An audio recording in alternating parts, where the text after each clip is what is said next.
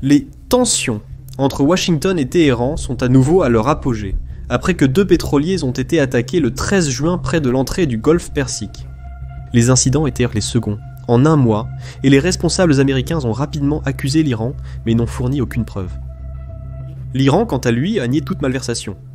Bien qu'il ne soit pas clair de ce qui s'est exactement passé, l'événement a suscité des craintes qu'une confrontation militaire entre l'Iran et les États-Unis soit imminente. Cependant, la vérité est la première victime de la guerre, et donc peu importe ce qui s'est réellement passé. Pourtant, une mauvaise évaluation, une mauvaise interprétation et un mauvais jugement peuvent conspirer pour transformer un petit affrontement en une véritable bagarre.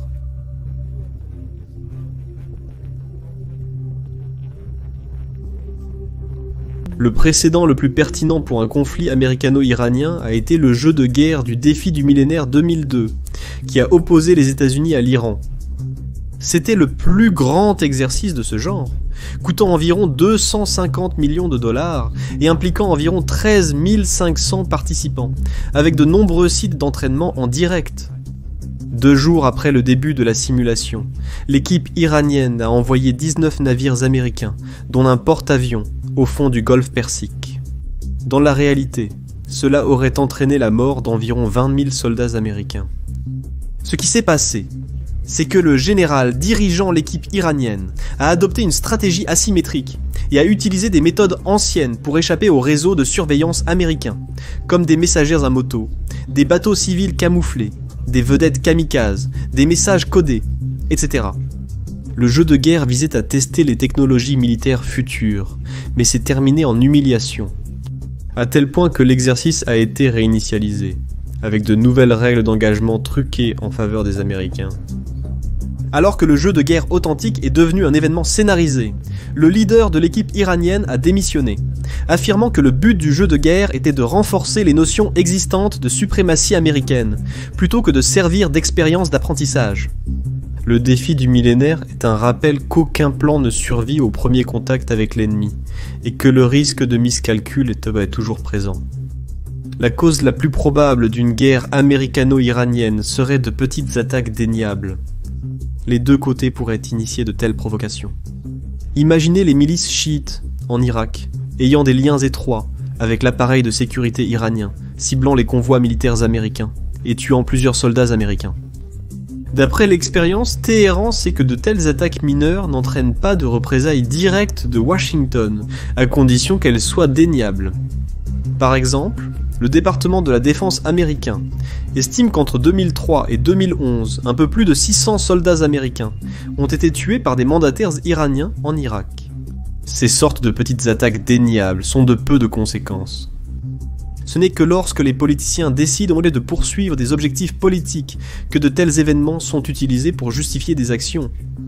Dans notre scénario imaginaire, les États-Unis envoient des porte-avions, des cuirassés, des bombardiers à longue portée et des batteries de missiles dans le golfe Persique pour rassurer ses alliés.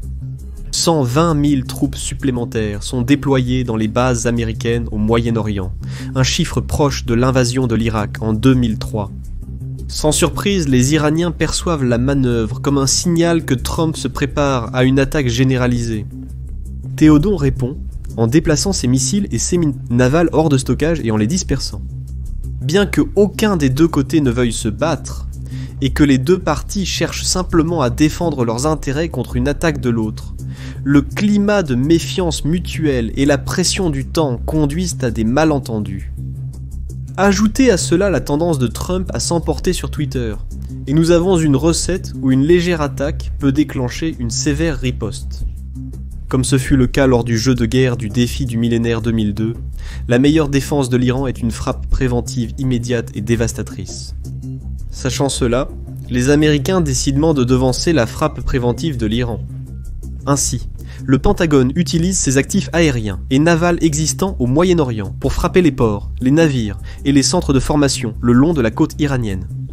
L'opération ressemble beaucoup aux frappes aériennes américaines en Syrie en 2017 et 2018, limitées et jouées à quelques dizaines de sorties. Immédiatement après l'attaque, Trump communique par des canaux publics que l'incursion était une frappe unique et que si l'Iran recule, il n'y aura pas d'autres conséquences. Idéalement, la direction iranienne se retire et les choses se terminent là. Mais cette fois, c'est différent. Les opposants politiques du président Rouhani le critiquent cause pour sa faiblesse, tandis que sa cote de popularité chute vertigineusement. Il est contraint d'agir et de montrer sa détermination.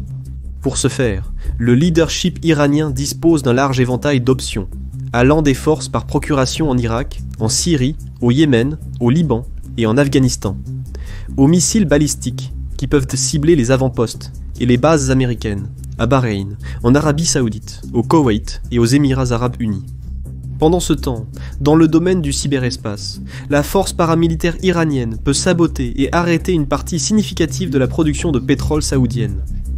Enfin, dans le Golfe Persique, les missiles anti-navires iraniens, les vedettes kamikazes et les mines navales sophistiquées peuvent semer le chaos dans le détroit d'Ormuz, par lequel passe environ 40% de l'huile transportée par mer dans le monde.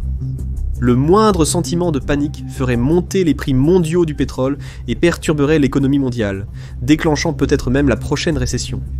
Le point est que la guerre asymétrique est la principale force des Iraniens, et ils le savent. Dans notre jeu de guerre de pensée, Téhéran décide de sauver la face et réplique en larguant quelques dizaines de mines navales dans le Golfe Persique et en ordonnant à ses mandataires de cibler les troupes américaines, les travailleurs humanitaires et les diplomates à travers le Moyen-Orient. Avec le nombre d'Américains morts qui s'accumule, le Pentagone recommande de voir grand. Bolton et Pompeo soutiennent le plan et convaincent Trump que c'est la seule voie d'action viable. Alors que la logique d'escalade conspire un affrontement mineur en un incendie régional, les bombardiers américains frappent des cibles iraniennes conventionnelles et détruisent une grande partie de l'infrastructure nucléaire du pays, à Natanz, Esfahan, Arak, Fordo, etc. Pourtant, Washington s'arrête avant une guerre totale. De l'autre côté de la barrière, cependant, les Iraniens croient qu'ils sont en pleine guerre et lancent une puissante contre-attaque. Le détroit d'Ormuz est effectivement fermé avec des centaines de mines navales, tandis que de petits bateaux kamikazes iraniens, des drones et une flotte de mini-sous-marins dissuadent et harcèlent la flotte américaine dans le Golfe Persique. En contre-mesure, les États-Unis utilisent des navires de surface pour la surveillance et la reconnaissance, afin de détecter ou d'éliminer les attaques iraniennes. Néanmoins, certaines attaques et pertes ne peuvent être évitées. De même, le prix du pétrole grimpe en flèche à 150 $ le baril et stagne la croissance du produit intérieur brut mondial. Ayant franchi le point de non-retour, Téhéran lance autant de missiles qu'elle le peut sur les bases militaires américaines de la région au cours des prochains jours. En même temps, les milices mandataires iraniennes ciblent les troupes américaines en Irak, en Syrie et au Liban, tandis que les groupes mandataires au Yémen lancent une salve de roquettes contre l'Arabie Saoudite et inondent certaines parties de la mer Rouge de mines navales, endommageant ainsi le commerce passant par le canal de Suez. L'économie mondiale subit un autre coup dur. À un certain moment, Israël est entraîné dans le conflit et se heurte au Hezbollah. L'Iran décide de monter les enchères pour les États-Unis en frappant Israël. En conséquence, Téhéran dirige le Hezbollah pour attaquer Israël en utilisant son arsenal de quelques 130 000 roquettes. L'assaut submerge le système de missiles Iron Dome d'Israël, laissant les Israéliens avec peu de choix que d'envahir le sud du Liban et même des parties de la Syrie afin d'éradiquer les bastions locaux du Hezbollah. Ce qui a commencé comme un œil pour œil affecte maintenant une grande partie du Moyen-Orient. Après des semaines de frappes aériennes américaines, avec en moyenne 1200 sorties de frappe par jour, l'armée régulière iranienne est rendue inopérante, mais les groupes par procuration sont plus difficiles à éliminer. Alors que les combats se prolongent, les groupes de lobbying israéliens et saoudiens à Washington appellent à renverser le gouvernement iranien. La situation rappelle l'assaut sur la Libye en 2011, où les États-Unis se sont embourbés dans une opération de changement de régime et manquaient d'un objectif clair. Cette fois, cependant, l'échelle est beaucoup plus grande. Il s'avère que l'Iran est un tout autre champ de bataille. Presque tout le pays est montagneux, ce qui augmente le coût d'une invasion à des trillions de dollars. Ceci sans même prendre en compte les effets déstabilisants d'une crise des réfugiés découlant d'une telle destruction. Ainsi, personne à la Maison-Blanche ne préconise une vaste occupation. Le prix est tout simplement trop élevé. Au lieu de cela, le gouvernement américain tente de provoquer l'effondrement de la République islamique, sans avoir à l'envahir. Pourtant, contrairement à de nombreuses autres nations du Moyen-Orient, l'Iran n'est pas une création artificielle du colonialisme européen, mais une civilisation ancienne dont le nationalisme est profondément enraciné.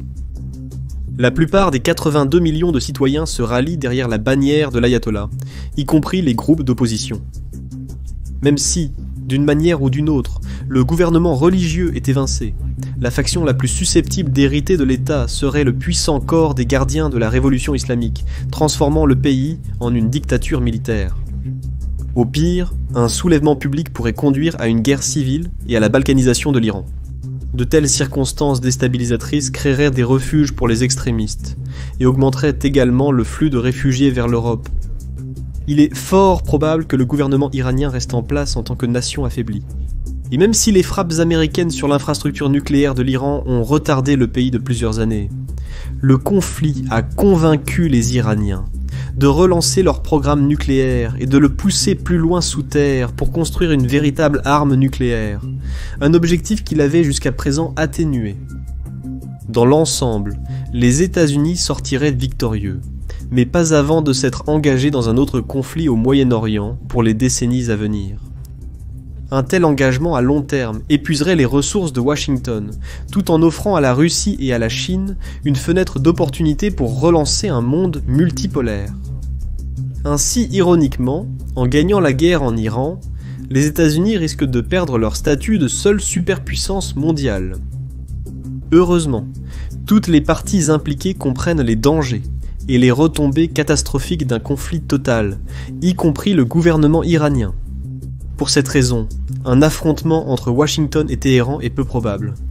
Cependant, la pression du temps, le climat de méfiance, l'incertitude du renseignement et la présence de milliers de troupes dans la région laissent ouverte la possibilité de mal interpréter les signaux et de mal communiquer, ce qui pourrait transformer un acte insignifiant en une collision mortelle aux résultats dévastateurs. Je suis Shirvan de Caspian Report, votre hôte. Un grand merci à notre communauté Patreon pour rendre possible des contenus comme celui-ci et nous permettre de fonctionner de manière indépendante. Si vous souhaitez rejoindre notre communauté avec tous ses avantages, visitez patreon.com/caspianreport. Merci d'avoir regardé, et ça roule.